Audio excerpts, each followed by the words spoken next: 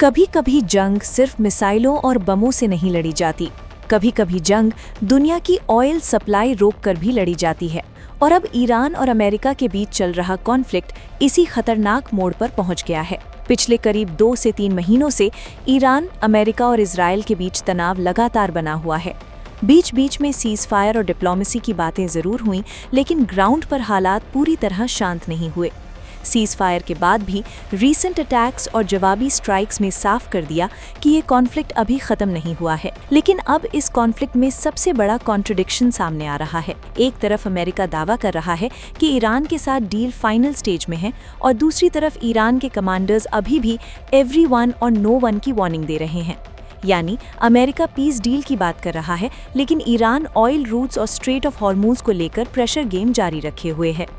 America के president Donald Trump ने दावा किया है कि ईरान के साथ डिस्कशंस अब ईरानियन लीडरशिप के हाईएस्ट लेवल तक पहुंच चुकी हैं।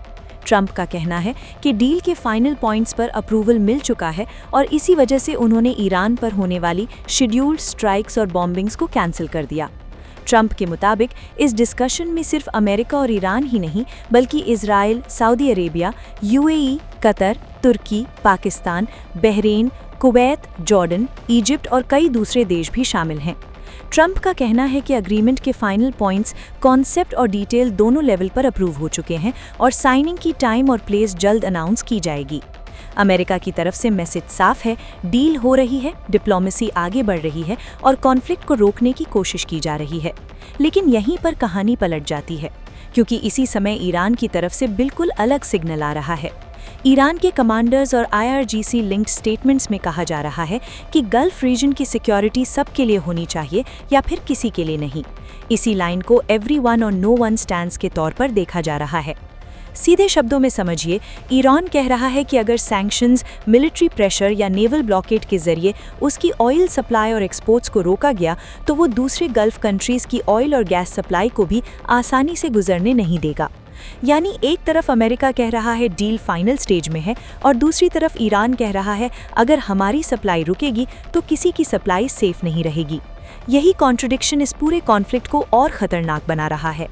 सबसे बड़ा प्रेशर पॉइंट है स्ट्रेट ऑफ हॉर्मूज।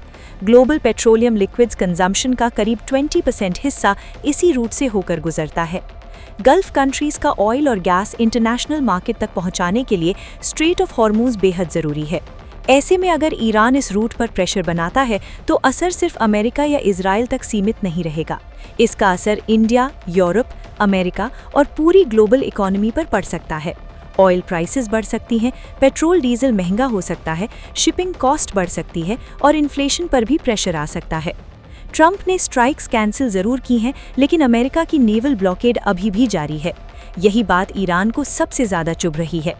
ईरान के लिए ये साफ कॉन्ट्रडिक्शन है कि एक तरफ अमेरिका पीस डील की बात कर रहा है और दूसरी तरफ मिलिट्री प्रेशर और ब्लॉकेड भी बनाए हुए है। ईरान की तरफ से मैसेज साफ है, अगर हमारी इकोनॉमी और एनर्जी एक्सपोर्ट्स को चोक किया जाएगा तो हम भी गल्फ एनर्जी रूट्स पर प्रेशर बनाएंगे। IRGC और ईरान की मिलिट्री कमांड पहले ही अमेरिका और इजराइल को वार्निंग दे चुकी है कि अगर ईरान पर फिर अटैक हुआ तो जवाब सिर्फ मिडिल ईस्ट तक सीमित नहीं रहेगा।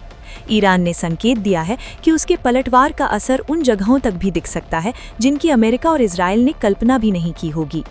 अब सवाल ये है कि अगर डील सच में फाइनल स्टेज में है तो ईरान के कमांडर्स इतनी अग्रेसिव वार्निंग क्यों दे रहे हैं, और अगर ईरान पीस प्रोसेस में आगे बढ़ रहा है तो फिर एवरीवन और नो वन वाली ऑयल रूट वार्निंग क्यों जारी है।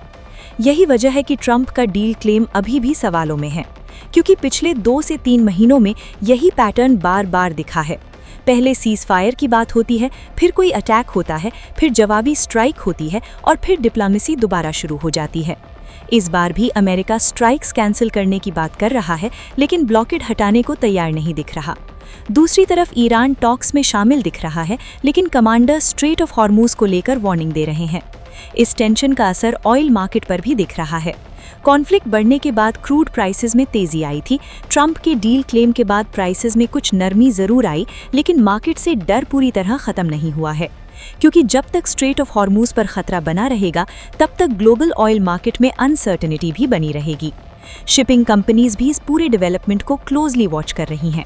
अगर हॉर्मूज रूट पर टेंशन बढ़ता है तो शिप्स को रूट बदलना पड़ सकता है, इंश्योरेंस कॉस्ट बढ़ सकती है और ग्लोबल सप्लाई चेन पर बड़ा असर पड़ सकता है। इंडिया जैसे देशों के लिए भी ये सिचुएशन बेहद इंपॉर्टेंट है। इंडिया अपनी एनर्जी ज़रूरतों के लिए गल्फ रीजन पर काफ़ी निर्भर है।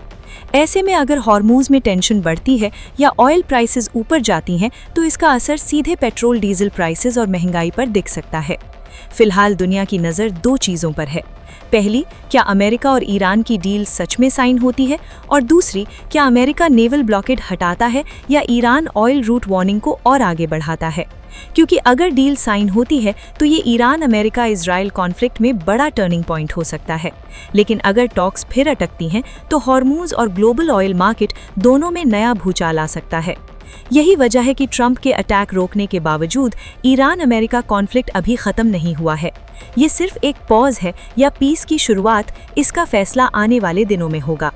तब तक ऐसे ही अपडेट्स के लिए बने रहें हमारे साथ only on one India Hindi. Subscribe to One India and never miss an update. Download the One India app now.